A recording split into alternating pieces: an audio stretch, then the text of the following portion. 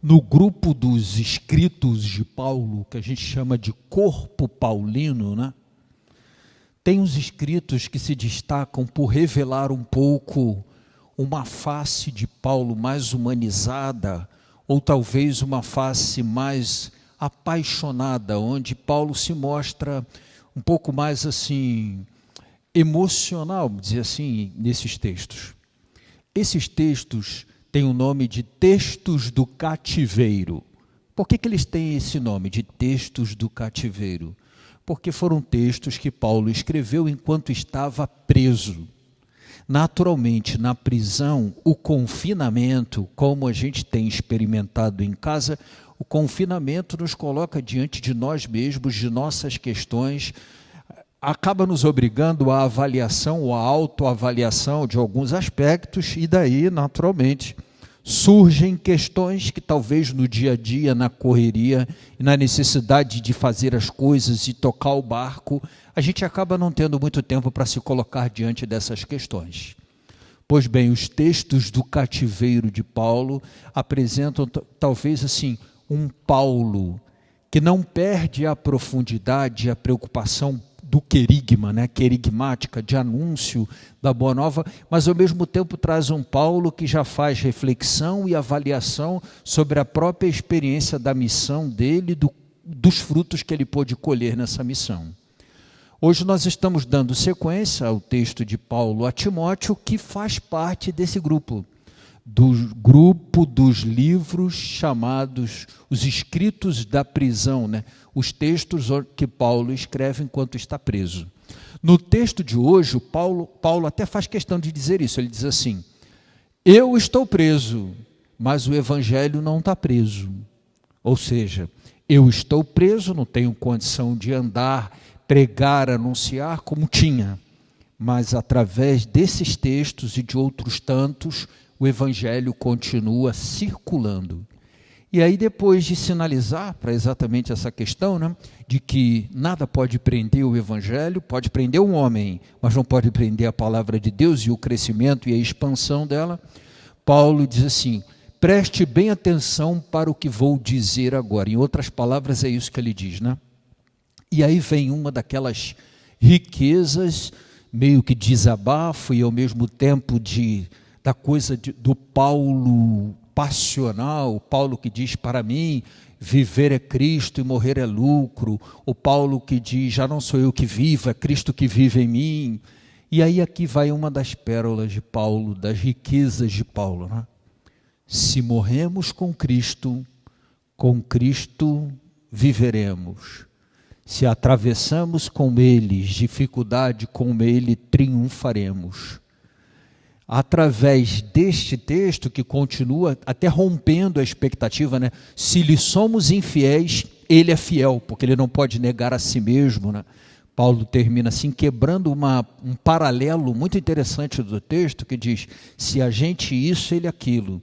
Aí no finalzinho ele diz: se a gente não isso, ou seja, se a gente não é fiel, mesmo assim ele é fiel, porque ele não pode negar a si mesmo.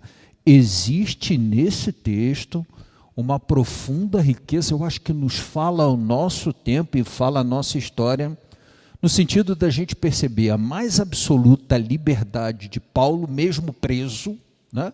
Ele se sentia livre exatamente por perceber que a vida dele estava nas mãos de Deus, que as situações de tribulação ocasionais eram difíceis de ser enfrentadas, difíceis de ser vividas, mas ele olhava para elas já com uma perspectiva de vitória.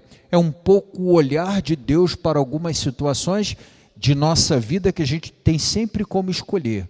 Vou olhar com o olho humano, vou olhar com o olho de Deus. Hoje, no meu dia, eu tive uma oportunidade de olhar para uma mesma situação com esses dois olhares e perceber ao fim do dia um desfecho que no início do dia não pude perceber, mas com certeza, se eu tivesse feito um exercício melhor e maior de olhar para aquela situação com o olhar do Pai do céu, eu não teria atravessado o dia com uma preocupação que no fim do dia já ficou claro para mim que Deus olhava de uma outra forma e por isso foi resolvido de uma outra forma. Eu acho que isso vale para coisas que a gente olha por muito tempo na nossa vida Isso vale para coisas que a gente olha por pouco tempo em nossa vida. A palavra de Paulo hoje a Timóteo é uma palavra de advertência, como quem diz assim, ó, eu estou preso, já passei por muita situação. Você pôde testemunhar alguma delas quando esteve em alguns lugares comigo, me acompanhando nas viagens missionárias, mas agora você está um pouco à frente só, talvez uma condição de liderança. Prepara-te para a provação, sinta-se livre, ninguém pode aprisionar o Evangelho, ninguém aprisiona a palavra, e é verdade, se a gente está disposto a sofrer com ele, a gente vence com ele, se a gente está disposto a morrer com ele, a gente ressuscita com ele, e aí a gente faz sempre uma escolha. O texto do Evangelho de hoje também é de uma riqueza muito grande. É uma daquelas armadilhas colocadas para Jesus. Ontem nós falamos de uma dessas armadilhas, tivemos a oportunidade já de tratar até de mais de uma armadilha, e a armadilha de hoje do mestre da lei é a seguinte: mestre, qual é o maior dos mandamentos? Naturalmente, isso para o judeu era inquestionável. A base do monoteísmo judaico é, com certeza, a espinha ali fundamental da fé dos judeus. O monoteísmo é o traço distintivo desta fé e é um traço assim que não se negocia, é inegociável, né? De modo que a idolatria é o pior dos pecados para eles. Então, quando você pergunta a alguém, né, qual é o maior dos mandamentos? Se alguém está diante de um judeu, e naquela ocasião onde a lei civil e a lei religiosa coincidiam, para não cometer crime, Jesus teria que dizer, o maior dos mandamentos está lá no Antigo Testamento, naquilo que se chama de Shema Israel. Shema em hebraico é ouve Israel, porque é assim que está o texto lá no Antigo Testamento. Ouve Israel. O Senhor teu Deus é o único Senhor. Por isso amarás o Senhor teu Deus de toda a tua alma, de todo o teu coração, toda a tua força, todo o teu entendimento. Mas Jesus diz assim, e o segundo é semelhante a esse. Mas o camarada não perguntou pelo segundo. Aqui está um acréscimo. Ou seja, Jesus ofereceu àquele que o perguntava o que ele precisava ouvir para que Jesus não fosse condenado a estar ensinando algo diferente do monoteísmo judaico e, portanto, não fosse preso. Mas ele também não perdeu a oportunidade para mostrar exatamente como ele via esse sentido do amor a Deus. E ele diz, e o segundo é semelhante a este. O segundo é, e amarás o teu próximo como a ti mesmo. Não se pode viver o primeiro sem que o segundo não esteja também implicado no primeiro. É como se Jesus ali entrelaçasse, como eu propus na reflexão de hoje de manhã, essa dimensão vertical do primeiro mandamento, eu amo a Deus, mas necessariamente a dimensão horizontal deste amor que tem a forma de amor ao irmão. E como se exatamente na interseção dessas duas hastes, né, a vertical e a horizontal, o amor a Deus e o amor ao próximo, estivesse a resposta exata ali, né, no ponto zero de abscisse coordenada ali, naquele pontinho, tivesse a coisa do amor. O amor consiste exatamente nisso. Em outras palavras, Jesus estava dizendo exatamente que o maior mandamento é o mandamento do amor, e o amor consiste no amor a Deus e amor ao próximo. Com essa resposta, Jesus atendia também ao que se quis fazer com aquela pergunta. Porque se Jesus dissesse, o maior mandamento é amar a Deus sobre todas as coisas, e ponto, a turma que vinha seguindo Jesus e deixando de seguir aqueles rabinos diria, ué, e que novidade tem para segui-lo?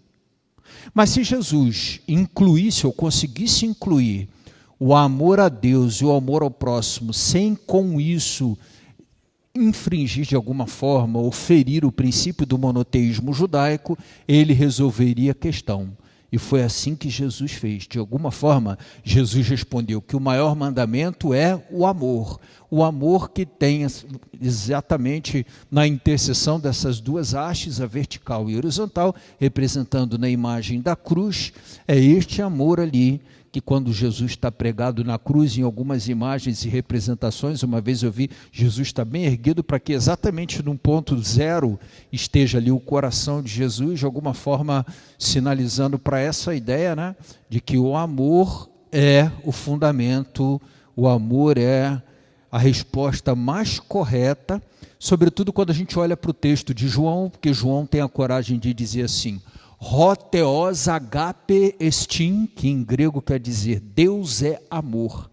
Então, quando te pergunta Jesus, mestre, qual é o maior de todos os mandamentos? Amar a Deus, que é amor.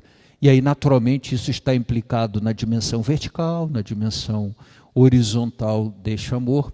E Jesus não cede nenhum dedinho daquilo que é a pregação dele, mas ao mesmo tempo não deixa de responder sem oferecer razões para ser preso, aquela grande pergunta que foi feita a ele, qual é o maior de todos os mandamentos?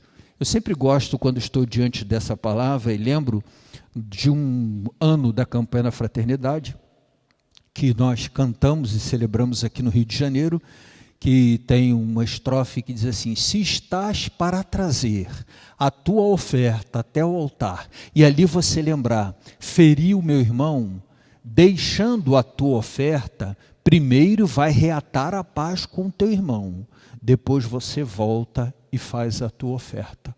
Mais ou menos é essa dimensão que está presente aí, quando também o próprio João diz assim, como é possível alguém dizer que ama a Deus que não vê, se antes não se reconhece ou não é capaz de amar ao irmão que vê?